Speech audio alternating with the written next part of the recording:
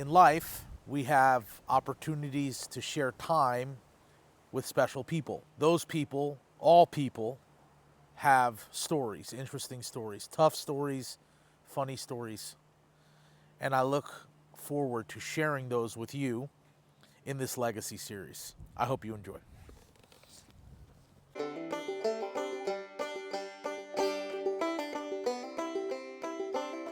All right. Well, here we are. I don't know what we're doing. I'm not a freaking clue here. This is great. So, Mr. Brian's been my neighbor for 16 years. Mr. B and Mrs. K. I'm 43. How old are you? 80 years old. 80 years old. So you got a few years on me. Time is one of those things that nobody escapes. I just wanted to take a few minutes this morning and talk with you about life. Weren't you guys, you and Miss K, the first people in your family to come over here? I had an uncle and an aunt who decided to leave Scotland after the Second World War in the late 40s, and they moved to Canada. But Kathleen and I are the first in our family to leave Scotland and come to America. Crazy. And what year was that? That was in 1982. We came over with two sons, Brian Jr. and Ross, and we had a son born in Florida.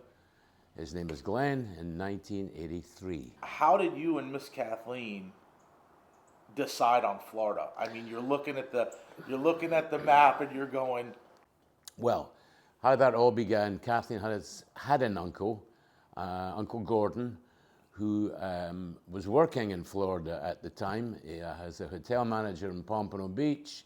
We decided to visit one summer, and I got what was called sand in the shoes, okay.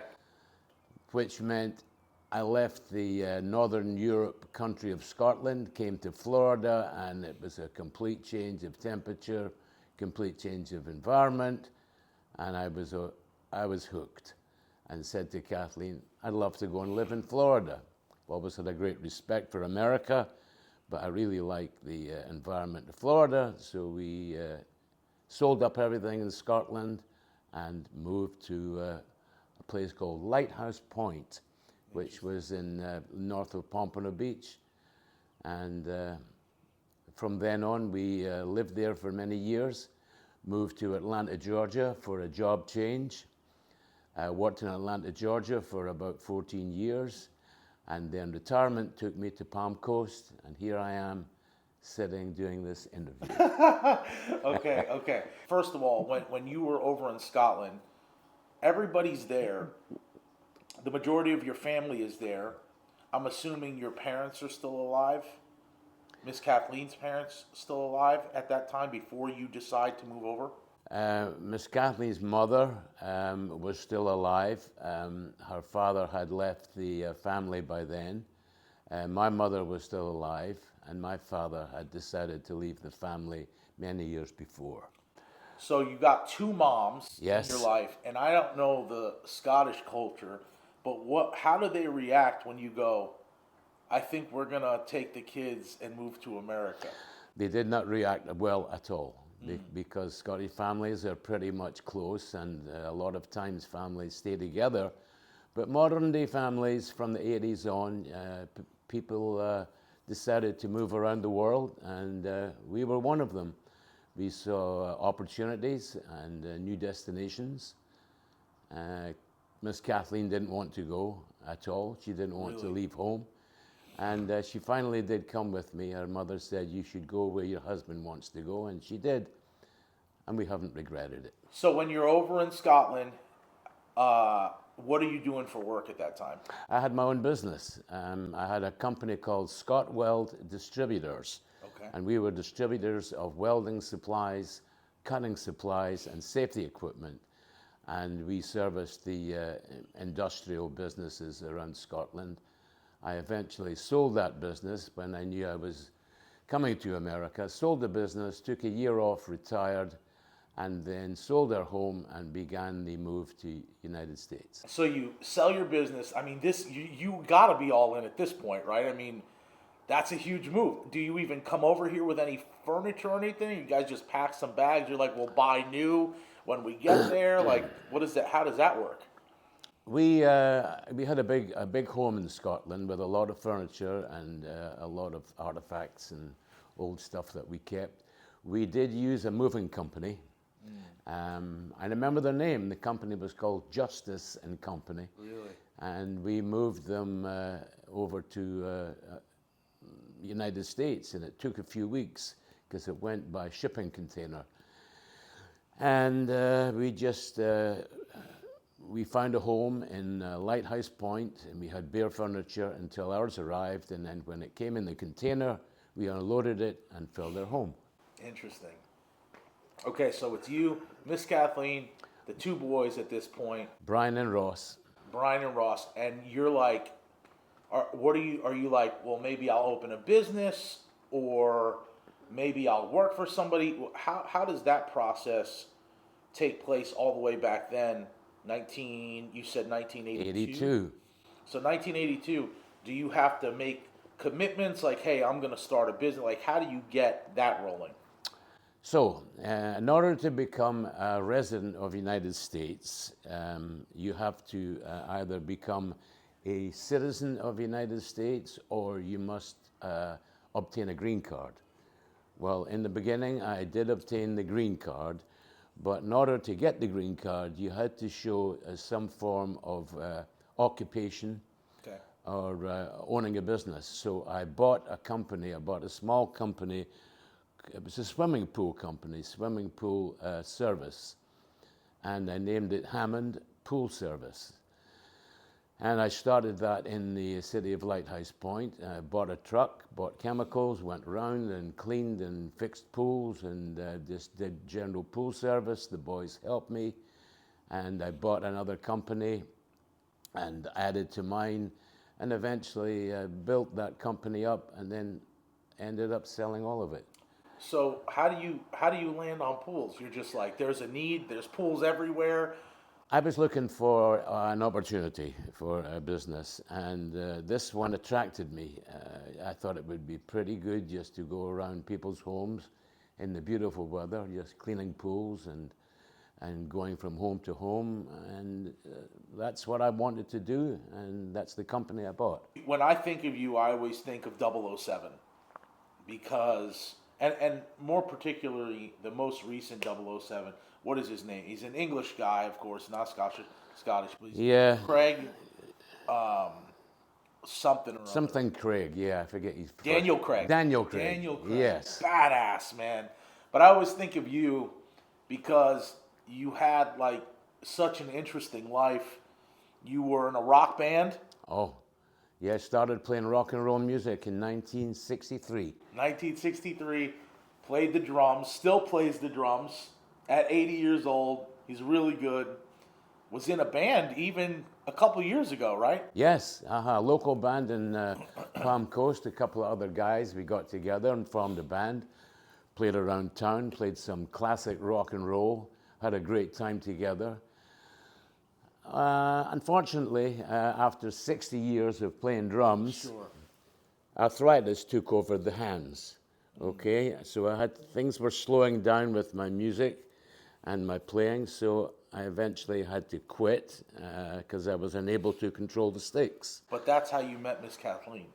I met Miss Kathleen back in 1966. She came to one of my concerts, and I was immediately attracted to her beauty. Tell me the story. Well, it was one night we were playing at the ice rink, the local ice rink, and it was called Rock Night at the ice rink, Wednesday nights. And we were up in the corner of the ice rink while the skaters were all going round and round and round, and we would play music. And I spotted this young 17-year-old blonde-haired girl with a little skirt on and her white boots, and she kept looking up at me, and I kept looking at her. Yeah.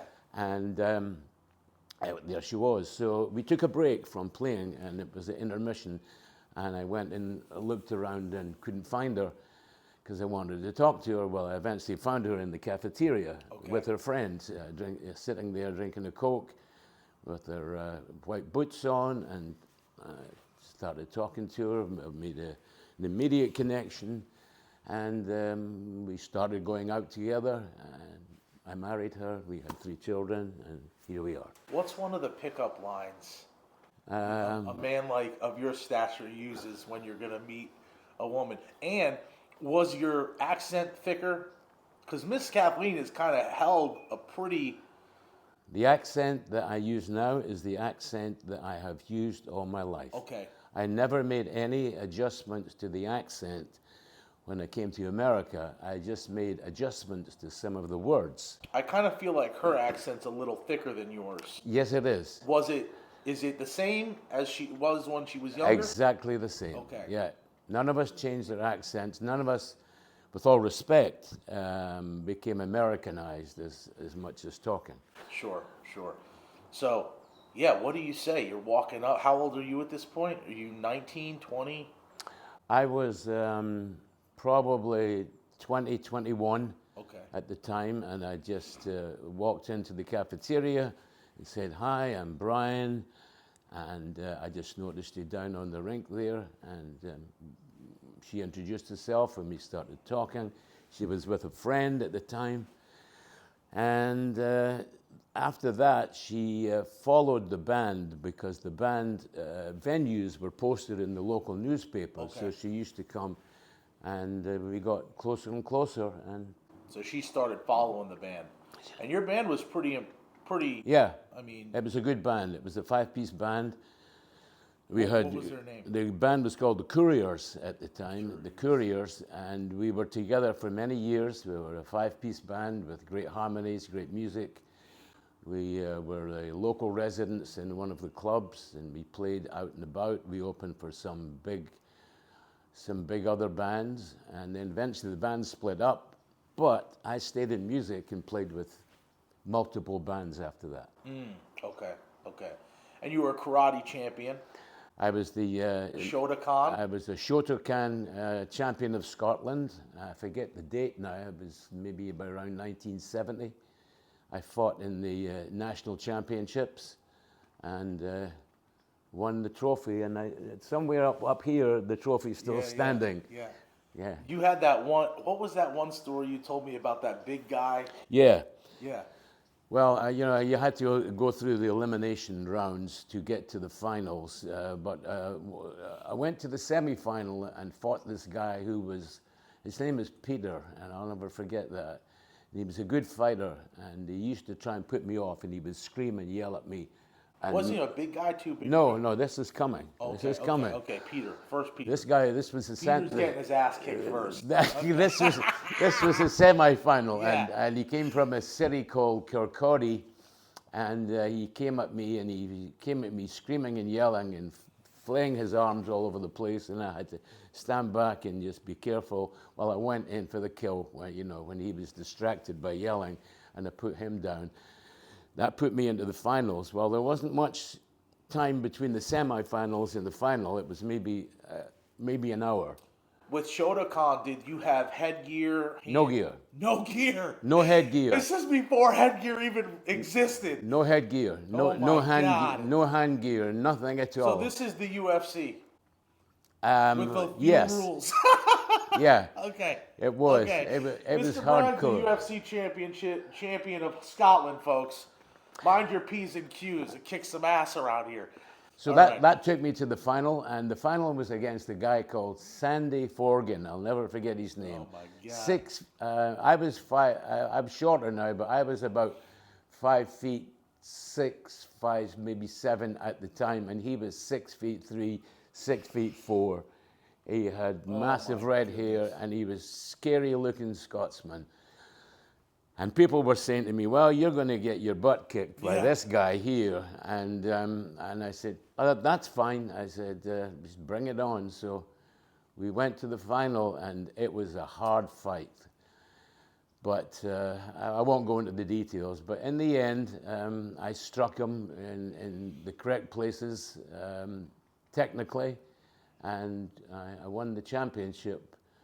But I came away with a few bruises and some pain. Yeah. And I got the cup, which is behind me, just on my closet, and I've kept it ever since. Didn't you tell me you ran into him later on? Yes, I did. I went back to Scotland after, maybe 20, 25 years. And I was in a pub with a friend of mine, Ian. We were just in the pub having a drink, and the guy, Sandy Forgan, walks in to the pub. I was sitting having a pint, and he just looked at me. And I said to him, "Hi, Sandy," and he just glared at me. Really? And he kind of nodded, and I thought, there's the little guy that beat my ass. Yeah. But That's hilarious. that's fine. That was all part of my life. How old is your grandson right now? That was just here. My grandson Gavin is, I believe he is 13 or 14. And then you've got two across the street. We're fortunate enough to have Brian Jr. across the street and his two sons. Brian Jr. across the street from me, his two sons are Scott and Jake. Age-wise, they're in their like 20s, early 20s. Scott's 27, Okay, and Jake's like 22 or something. Yeah, and so when you're talking to guys like this, I mean, you've run the gamut. You've got guys around you that are all different ages, but they're younger.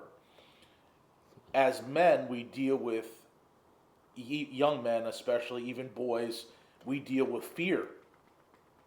And so, what would be some advice that you would give to a younger guy that would be dealing with a Sandy? He's scared as crap. Just the idea of facing fears in life as a young man. We have highlighted a handful of things that I could easily see being fearful, even for me as a 43-year-old man. You left home and left your country of origin. You started a business. You went up to a woman that you thought was attractive and spoke to her. You fought in, probably an illegal fighting ring. I mean, you did all kinds of stuff. Wow. What is that in you that goes, I'm just not going to let fear kind of dictate whether or not I do this? What's that? I came from, my parents broke up when I was very, very young. My father decided that he no longer wanted to be a father, and he decided to leave. And my mother and myself and my sister were raised by grandparents. So I was left without a father and had to take care of life myself. And I decided to make the most of life and do as many things as I could on my own, but I did have the guidance of a grandfather. So talk to me a little bit about that. Your granddad, you spent a lot of time with, right? My grandfather, his name is Ernest Alfred Crombie, who was a machine gunner in World War I and a World War I hero, fought in the trenches in Belgium. He was the foundation of my life. And it was thanks to him that I grew up with working class values and manners and breeding. And he just guided me along the way that he thought was best for me. But this was in the 60s now, so the 60s were a changing time of life. And I wanted to do as much as I could, and that included music, and that included a lot of sports. And of course, I'm a big, big soccer fan. I played soccer, or we called it football, all my life. And I just wanted to do as much as I could with my life. And here I am. Yeah, so did you play, you played soccer. Oh, yes. I played soccer at a good level. I never became professional because I obviously didn't have the skills, but I played in a pretty high level of the game, below professionalism. And I enjoyed every minute of it. And I played up until the age 50. At 50 years old, the body starts slowing down. I was unable to compete with the young people. So what I did was I went into coaching. So I took my skills and I started coaching. This was mainly in America now. Coaching young boys and developing them into soccer skills. And then I went from there into refereeing. And umpiring, as they call it here, but refereeing. I also coached my three sons into a good level of football, for soccer, football, which guided them into scholarships at college. Also, my younger son now, Glenn, who was really interested in playing soccer, but developed an injury which made him stop, and he turned into music. So there was a chance for me to pass on my musical skills to one of my sons, Glenn, who became a drummer like me and probably surpassed me in skills. I got a cool video. Oh, is it Miss Kathleen's 70th? And you guys are playing.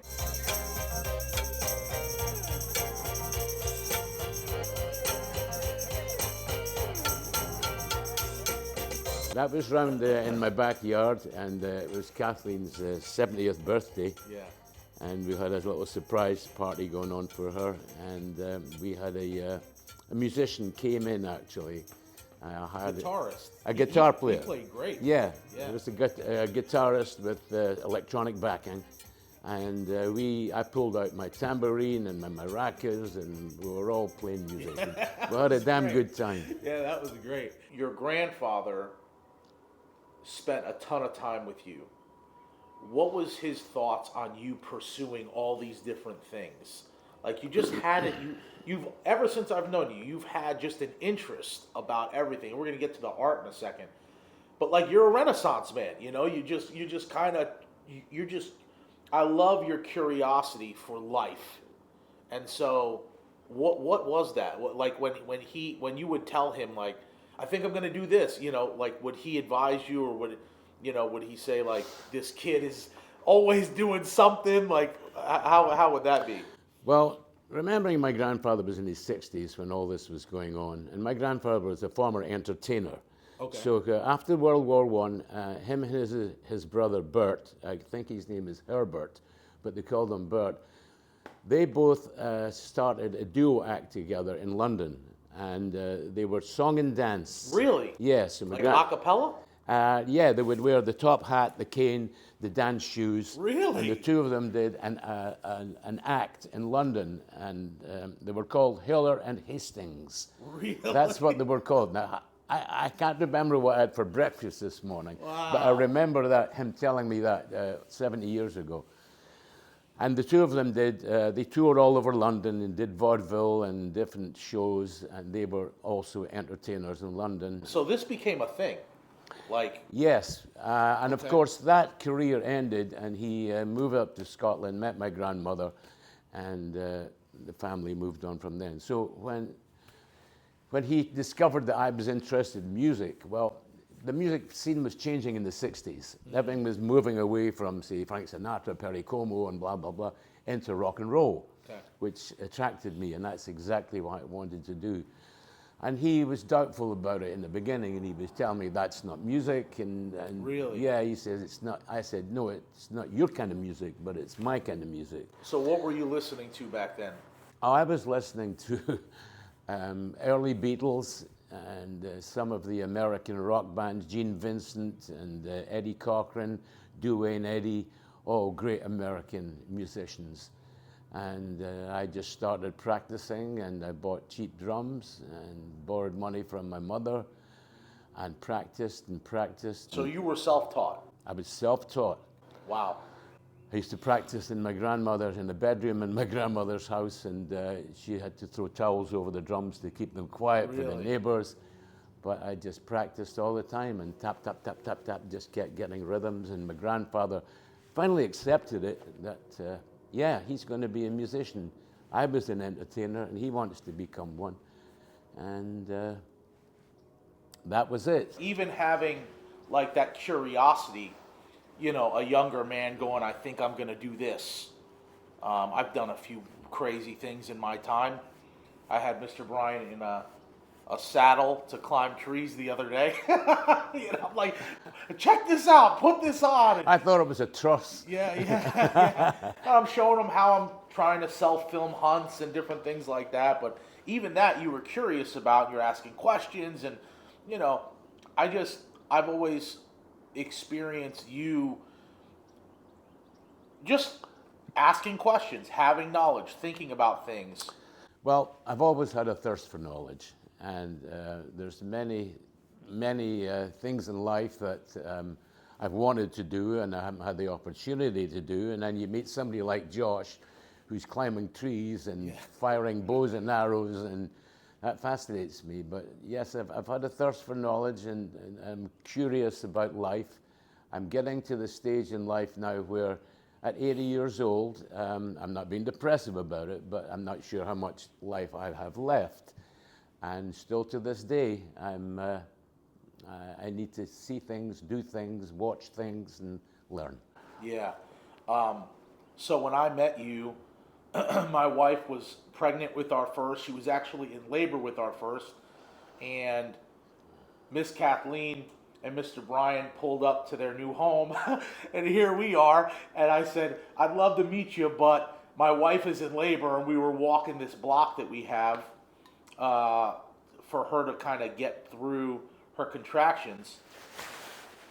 And so, you know, we had the kids at our house and stuff like that. But I've done crazy stuff too, where the middle of the night there's lights going on, and you know, I'm field dressing a massive pig in the front yard. And what do you think about stuff like that when you see me do crazy shit?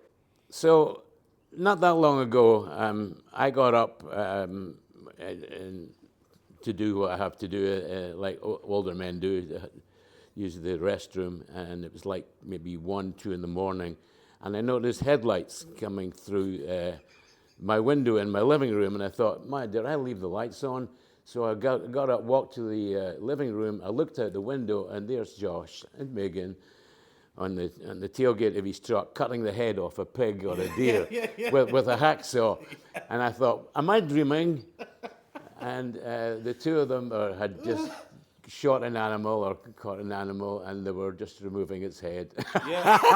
Which I thought, oh, well, this is quite normal at 2 in the morning. Oh, my goodness. Yeah, I've been so blessed to have you guys next door, not calling the cops on me. But, you know, you live next to people and you do life together, and you always share life and life stories and experiences, high stuff and low stuff. You know, we've been through tough stuff as well. And it's just been a blessing, because you don't typically live in the same place for so long. Both of us built our homes here. And you also don't typically have the same neighbors for as long as you That's true, have, yeah. You know? And so we've been really fortunate to have you guys next door and go through storms together. And, you know, it's just great to have each other next door to each other, you know? Almost every day, Josh and Megan will come and say, are you doing okay, Mr. Brian? Their understanding of my age and understanding of the some of the medical conditions I've got. So I'm really grateful for, you know, it's like having another son who comes over, and he comes over with food and all kinds of crazy stuff. Yeah. Including this video. Yeah. I want to talk briefly about the art. Okay. All of a sudden, Mr. Brian's painting, and I'm going to show you some of the stuff that he's done, but he had an art show.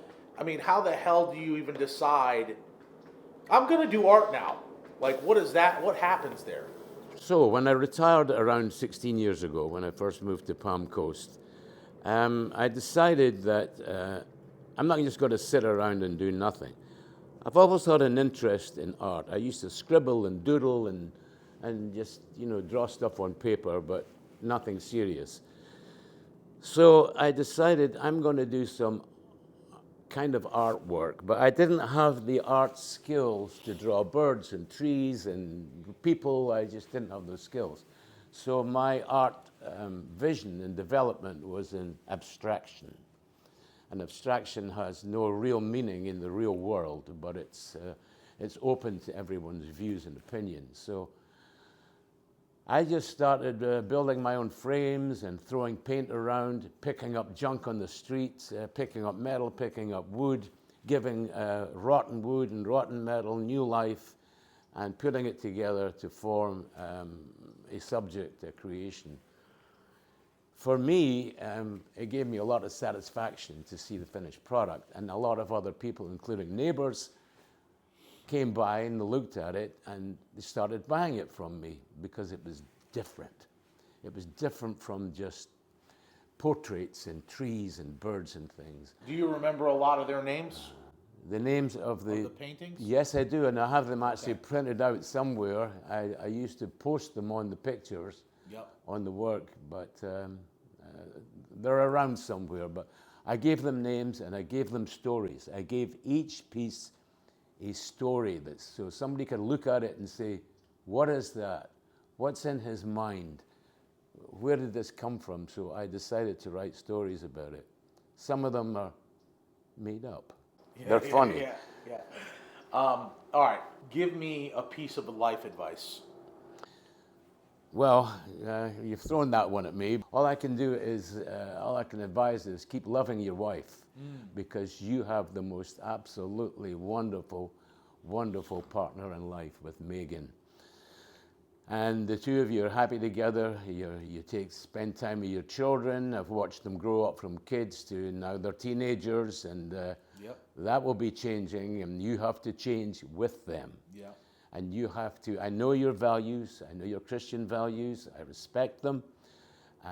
Sometimes the kids can alter that as they get older, and you just have to move along with that. But my advice is just to keep hanging out with Mr. Brian and Miss Kathleen and learn from us. Yeah. Okay. All right. And tap into our happiness and love. Yeah. How long have you guys been married? We have been married since 1968, which will be, well, where's my math? 57 years. And they just got back from vacation. Yes, my son Ross, for my 80th birthday, my son Ross and his wife Erica sent us to the Dominican Republic. They came with us for 5 days to an all-inclusive adult retreat in Dominican Republic, Punta Cana. And it was absolutely fantastic. Limo picked you up. Limo picked us up, and we got suntanned, and we were on the beach, and we ate a lot, and just had a wonderful time. And he wanted to do that for my birthday and prior to my medical attention, which is something else is going on in my life. Did you have a favorite meal while you were over there? At breakfast every morning. Breakfast. Breakfast every morning. The breakfast was just absolutely wonderful. It was a buffet breakfast, and I always fueled up in the morning and felt good.